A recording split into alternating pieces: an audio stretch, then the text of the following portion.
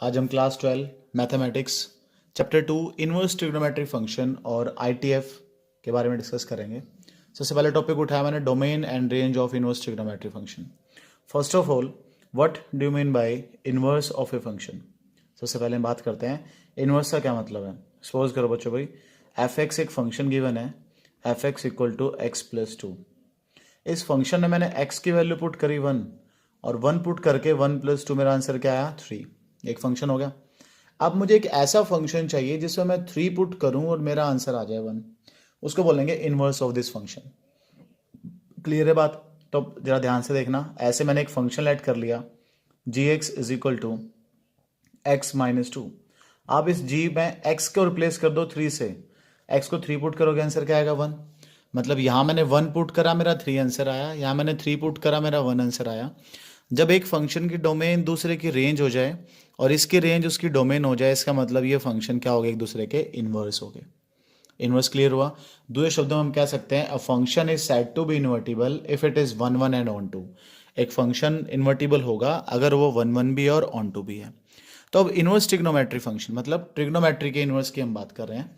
तो सबसे पहले मैं लिख देता हूं बच्चों आपके पास भाई साइन इनवर्स एक्स। तो ध्यान से देखना, साइन इनवर्स को हम कुछ इस तरह से रिप्रेजेंट करते हैं। ये अपने आप में एक फंक्शन है साइन इनवर्स ऑफ एक्स।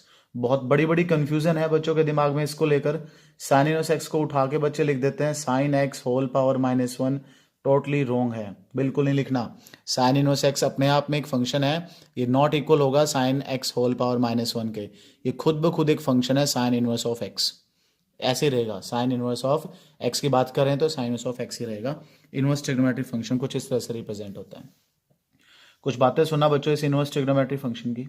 अगर आप साइन इनवर्स के साथ कोई भी साइन फंक्शन अप्लाई कर दो और साइन इनवर्स और साइन के बीच में कोई भी नंबर ना हो, कोई भी लेटर ना हो, कोई भी दूसरा साइन ना हो, तो क्या होगा बच्चों भाई, तो ये साइन और साइन इनवर्स एक दूसरे को क्या करेंगे, कट कर देंगे।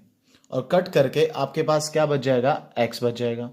लेकिन इस x की भी कोई लिमिट है, ये x बचना चाहिए कहां से कहां तक, -π/2 से लेकर π/2 के इंटरवल में बच्चों ये x बचना चाहिए।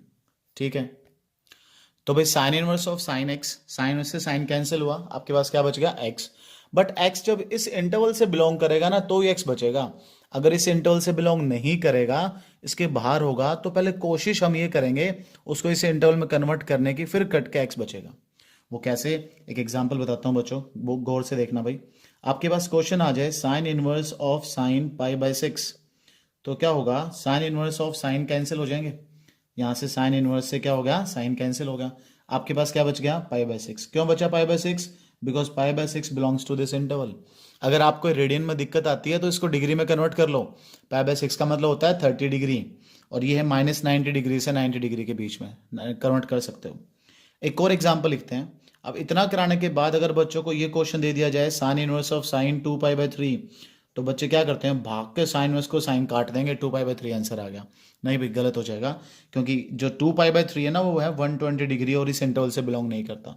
तो सबसे पहला काम हमारा क्या होगा, इस 2π/3 को ब्रेक करो और इस इंटरवल की फॉर्म में ले जाने की कोशिश करो। वो कैसे जाएगा, देखो ध्यान से। साइन इनवर्स बाहर पड़ा हुआ है, जो ये साइन 120 डिग्री है, मैंने पहले बताया रेडियन में दिक्कत आती है बच्चों को, डिग्री में 100% बच्चों को क्लियर हो जाती है बात। अगर आपको रेडियन में दिक्कत आती है डिग्री में सॉल्व कर लो।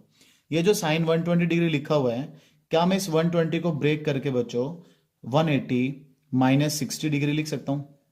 आप डिग्री में लिख सकते हो, इसमें कोई परेशानी वाली बात नहीं है। ठीक है, आगे चलते हैं। इज इक्वल टू, ये बताना अब साइन 180 में चेंज और no change, no change. Sine 180 minus theta sine theta, second quadrant में पॉजिटिव होगा ना, तो आपके पास बच गया साइन इनवर्स ऑफ साइन π/3। अब बड़े ध्यान से देखो, क्या साइन इनवर्स से साइन कैंसिल हो जाएगा, बिल्कुल कैंसिल हो जाएगा, क्योंकि π/3 उस इंटरवल से बिलोंग करता है और उसके बीच में और कोई साइन भी नहीं है। तो आपका आंसर क्या आएगा बच्चों इस केस में, π/3। तो ये जो वैल्यू मैंने लिखी थी बच्चों -π/2 से लेकर π/2 तक, इसको बोलते हैं हम प्रिंसिपल वैल्यू ब्रांच ऑफ, क्या बोलते हैं बच्चों इसको, इसको बोलते हैं हम प्रिंसिपल वैल्यू ब्रांच, या फिर सिंपल सी भाषा में आप इसको बोल सकते हो बच्चों भाई range of inverse trigonometric function. क्या है ये, रेंज है इनवर्स ट्रिग्नोमेट्रिक फंक्शन की। अब मैं आपको सारे इनवर्स ट्रिग्नोमेट्रिक फंक्शन की रेंज बता रहा हूं, और हर एक में यही रूल फॉलो होगा कि अगर एंगल उस रेंज से बिलोंग करेगा तो कट जाएंगे, अगर एंगल उस रेंज से बिलोंग नहीं करेगा तो ये कैंसिल नहीं होंगे। ध्यान रखना, मैं पूरी एक डिटेल एक टेबल बना रहा हूँ आपके लिए भाई, इनवर्स ट्रिग्नोमेट्रिक फंक्शन की रेंज क्या होती है। देखो भाई, range of inverse trigonometric function, sine inverse of sine x, sine inverse से साइन कैंसिल हो जाएगा, you are left with x, x belong करना चाहिए इस इंटरवल को, इसको बोलते हैं प्रिंसिपल वैल्यू ब्रांच या range of sine inverse x. इसको ऐसे भी लिखते हैं, पजल मत होना, क्लोज इंटरवल है, इस तरह लिख सकते हो, ऐसे लिख सकते हो। 11th क्लास में पढ़ के आए थे हम, ये आपके पास क्या होती है, सेट बिल्डर फॉर्म, ये क्या होती है आपके पास, roster form. Cos inverse of cos आ जाए, ये भी कैंसिल हो जाएंगे बच्चों, ध्यान रखना, कैंसिल होने से पहले इनके बीच में कोई लेटर, कोई नंबर, कोई डिजिट कुछ नहीं होना चाहिए, तब कैंसिल होकर एक्स बचेगा। एक्स बिलोंग्स टू 0 to पाई, ये इसकी प्रिंसिपल वैल्यू ब्रांच है, और ऐसे भी लिख सकते हैं।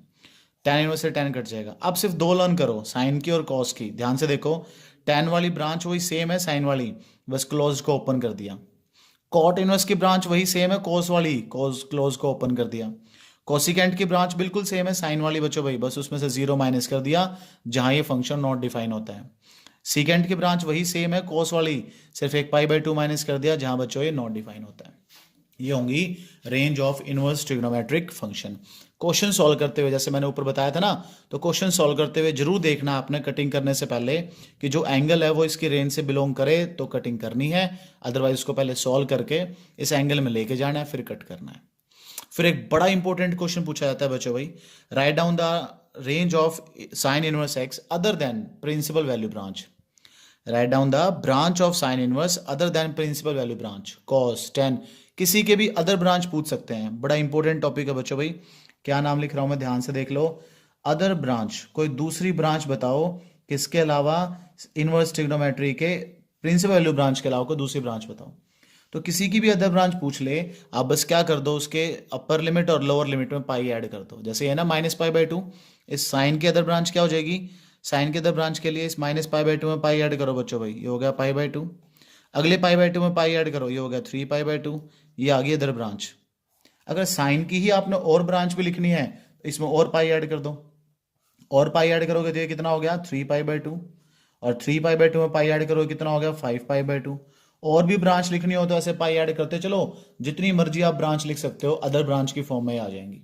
ऐसे कॉस की लिखनी हो तो कॉस में भी, टेन की लिखनी हो तो टेन में भी, कॉट की लिखनी हो तो किसी की भी अदर ब्रांच लिखनी हो, आप इस तरीके से ब्रांचेस लिख सकते हो। क्लियर होगी बात।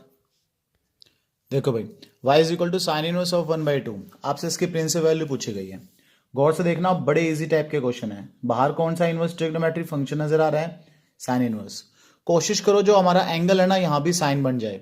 अब सोचो साइन कितने डिग्री पे 1/2 होता था, तो 1/2 को हटा दो, उसकी जगह साइन 30 पे होता है ना 1/2, 30 पुट कर दो।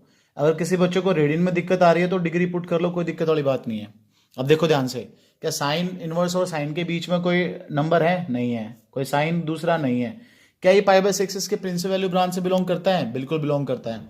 इसका मतलब कट जाएंगे, और कट पिट के बच्चों आपका आंसर क्या आ जाएगा, π/6, ये आपका सॉल्यूशन आ गया। और एक एग्जांपल डिस्कस करते हैं, y is equal to cos inverse of 1/2। तो देखो y इज इक्वल टू क्या लिखा हो बाहर, कॉस इनवर्स। आप कोशिश करो अंदर भी कॉस बन जाए। अब सोचो कॉस कितने डिग्री पे 1/2 होता है, 60 डिग्री पे। तो मैंने बताया आप रेडियन पसंद नहीं करते तो आप इसको डिग्री की फॉर्म में लिख लो। अब क्या कॉस इनवर्स और कॉस के बीच में कोई नंबर नहीं है, कोई साइन दूसरा नहीं है, क्या ये एंगल इसके प्रिंसिपल वैल्यू से बिलोंग करता है, बिल्कुल बिलोंग करता है।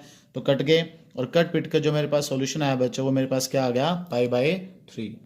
देखो भाई, अब ऐसा भी होता है कई बार कि वो 2-3 फंक्शन इकट्ठे करके एक जगह लिख के दे देता है। जैसे ये देखो, y इज इक्वल टू, बाहर क्या लिखा हुआ है, tan इनवर्स। कोशिश करो अंदर भी tan बन जाए। tan कितने डिग्री पे 1 होता है भाई, 45 पे। तो मैंने 1 को हटाया, tan 45 लिख दिया। फिर क्या लिखा हुआ है, साइन इनवर्स। अंदर क्या है 1/2, साइन कितने डिग्री पे 1/2 होता है, 30 पे। तो मैंने साइन π/6 लिख दिया। कॉस इनवर्स, कॉस कितने डिग्री पे 1/√2 होता है, 45 पे। तो मैंने उसके लिए लिख दिया cos 45। अब बड़े ध्यान से ऑब्जर्व करना है, क्या tan और tan इनवर्स के बीच में कोई नंबर नहीं है, प्रिंसिपल वैल्यू से बिलोंग करता है, यस। बिलोंग करता है, यस। प्रिंसिपल वैल्यू से बिलोंग करता है, यस। तो जो बच गया बस वो बच्चों की तरफ ऐड कर दो। क्या बच गया, एक बचा π/4, प्लस बचा π/6, प्लस बच गया π/4। ऐड करो भाई, 4, 6 और 4 का एलसीएम लोगे तो क्या एलसीएम आ गया, 12। 4 से कट कर दिया, 3π प्लस 2π प्लस 3π, ये हो गए 3 + 3 6 + 2 कितने हो गए भाई, 8π/12। 8π/12 को 4 से कट कर दो तो भाई आ गया 2π/3, आपका सॉल्यूशन आ गया। ठीक है।